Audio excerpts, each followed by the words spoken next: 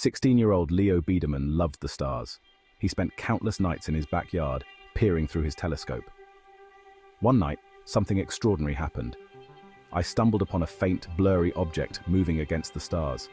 It didn't match any known celestial body. Excited and a little scared, I contacted Dr. Marcus Wolf.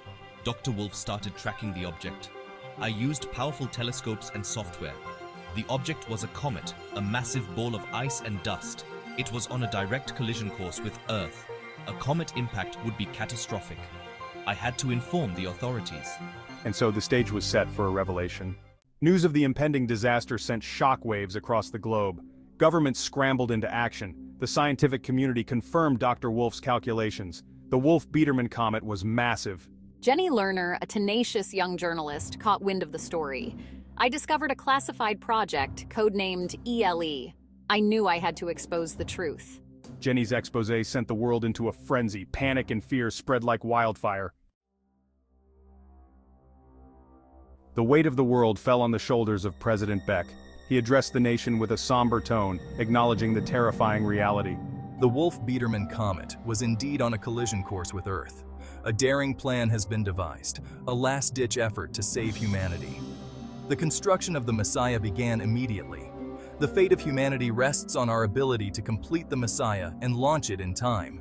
Meanwhile, the world watched and prayed, clinging to the hope that the Messiah would be their salvation. The launch of the Messiah was a global event. Millions tuned in to witness the spectacle, their hopes and fears projected onto the sleek spacecraft. The world held its breath as the engines roared to life, propelling the Messiah into the vast expanse of space. The crew, a diverse group of the world's best, carried the weight of humanity on their shoulders. Led by the seasoned Captain Tanner, the crew of the Messiah embarked on their perilous mission. Their target, the Wolf-Biederman comet, now a terrifying presence in their view screen. The plan was to detonate a series of nuclear devices on the comet's surface, hopefully altering its trajectory enough to avoid a collision with Earth. The fate of humanity rested on their shoulders. Days turned into weeks as the Messiah crew journeyed towards their target. The tension inside the spacecraft was palpable.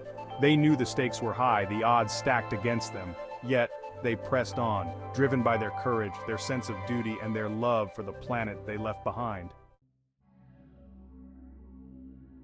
Section 5. A glimmer in the darkness.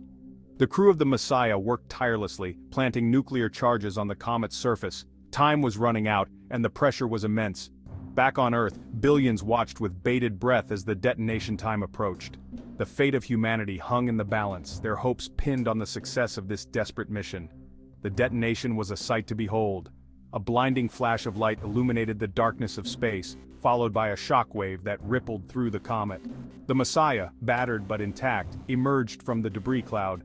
Initial data suggested the mission had been a success. The comet had fragmented, its trajectory altered, but their celebration was short-lived. The Wolf-Biederman comet had indeed fragmented, but not as expected.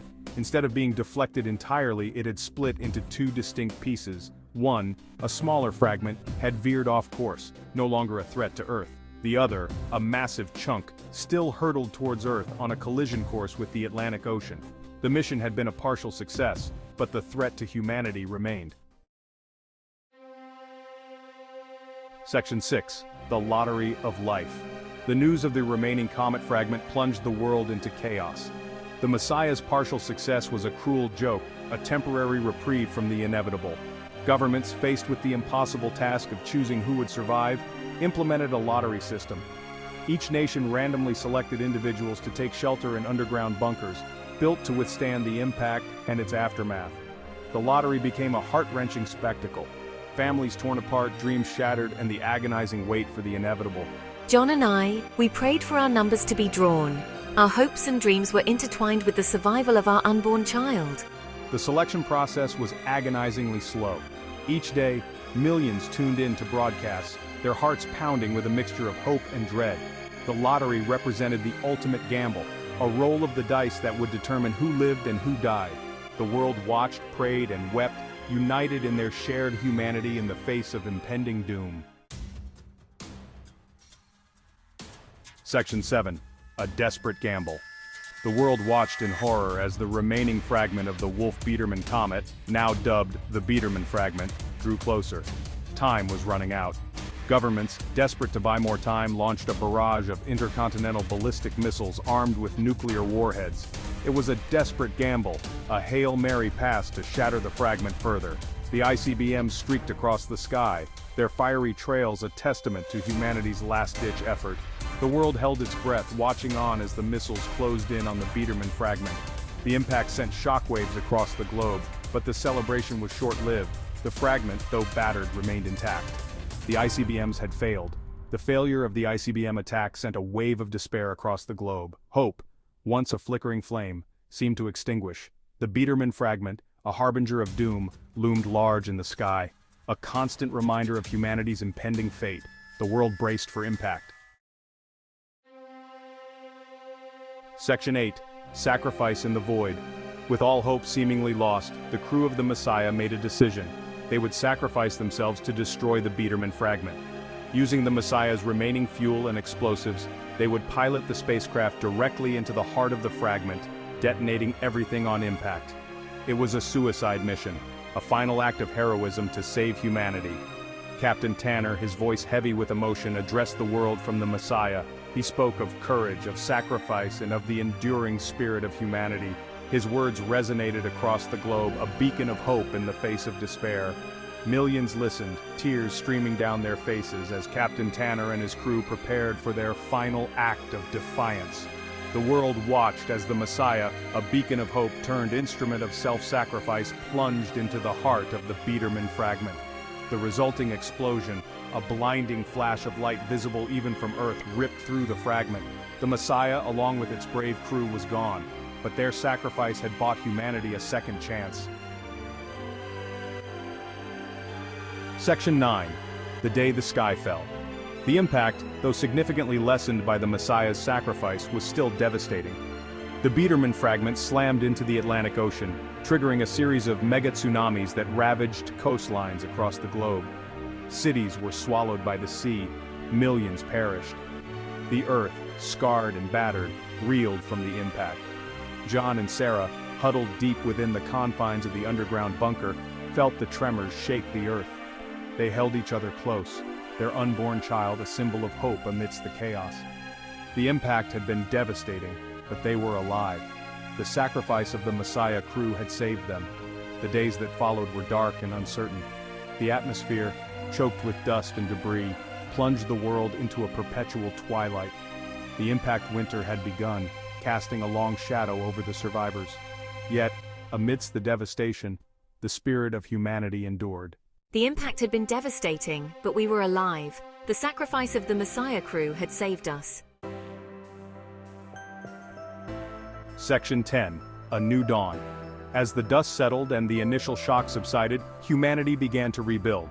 The survivors, emerging from their shelters into a changed world, carried with them the memory of those lost and the legacy of those who sacrificed themselves. The Messiah crew, hailed as heroes, became a symbol of hope and resilience. John and Sarah, their baby girl a testament to the enduring spirit of life, emerged from the bunker into a world forever changed. The air was different, the sky a different hue, but the sun still shone. They had survived, they had each other, they had hope. The world, though scarred and wounded, began to heal. The impact winter gradually subsided, and the sun broke through the clouds, casting its warm glow on a battered but resilient planet. Humanity, united in its loss and its determination to rebuild, faced a new dawn.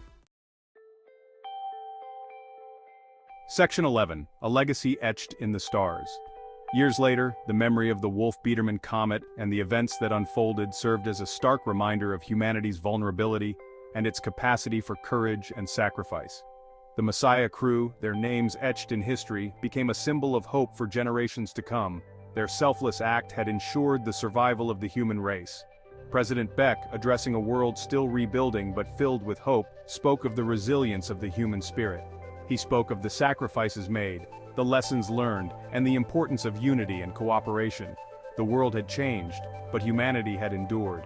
The Wolf-Biedermann event, a near-extinction experience, forever altered humanity's perspective. The stars, once a source of wonder and inspiration, now served as a reminder of the fragility of life and the importance of cherishing every moment. the legacy of the comet that almost ended humanity lived on, a tale whispered among the stars, a testament to the enduring spirit of humankind. The world has changed, but humanity has endured.